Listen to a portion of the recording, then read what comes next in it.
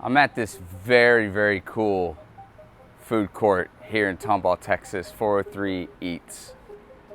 Whether it's in an environment like this or perhaps a food court in your mind is one that you may have experienced at a mall. When you really think about it, there are so many different takes and interpretations of really many of the same menu items, whether it's beef or chicken or shrimp, some sort of bread, grain, vegetables incorporated.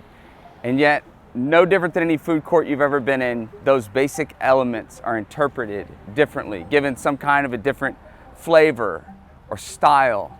And inevitably, people will gather, like today, and they will pick their preference. They will pick the interpretation that they love the most.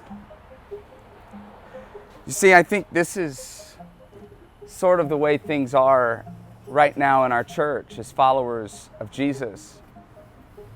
We have these basics that we may or may not share, and maybe in this case it's the menu items are seasoned by a certain denomination or a certain pastor, a certain take on Scripture. But here's the danger of what's happening. See, so often we get so comfortable with what our taste buds like and prefer that we cease to sit and live under the full gamut and weight of Scripture.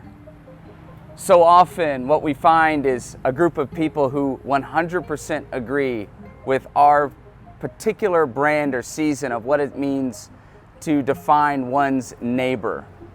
And so we go to a church that uplifts that same definition of a neighbor. We go to a church that may define for us what our enemy looks like. And without even realizing it, we find ourselves sitting in the pews of our churches very, very comfortable with the menu items that have been laid out for us for the day. Those that eat at some other establishment, like some other kind of seasoning, well, we don't so much associate with them. Maybe we even disagree with them at such a point that it creates division amongst those who would gather. See, this is the reality, is that following Jesus is not meant to be like a food court.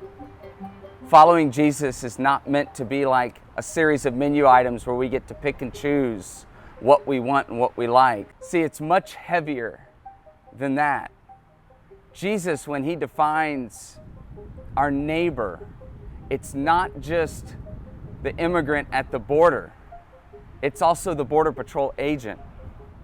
It's not just the person who's passionate, zealous about our environment. It's also people in oil and gas.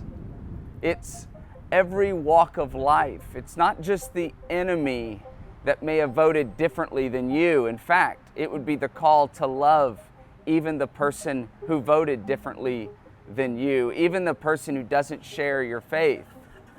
See, I think so often we get so comfortable with the menu items that have been laid out for us and affirm that we're no longer sitting under the full weight of Scripture. We're very, very comfortable. And I would argue that the Jesus that we're beginning to follow may not be Jesus at all. It might be yourself. And that's a question maybe we should all begin to struggle with.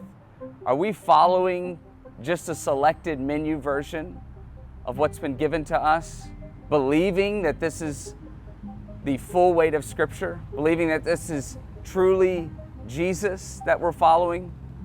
Or have we become very complacent and comfortable, no longer needing to lean on Him fully as we navigate culture and a society that constantly wants to divide us, that constantly wants to turn us against one another? See, Jesus and His life and His ministry is not meant to fit comfortably in your life. Actually, your life is meant to be fully submitted to the life of Jesus. May that be the call and the challenge for each and every one of us, to take a step back in these trying times and sit under the full weight of Scripture. Some of it's uncomfortable. Some of it's hard to digest. Some of it is not popular anymore. but all of it is meant for the diet of the follower of Him, for our good and for His glory.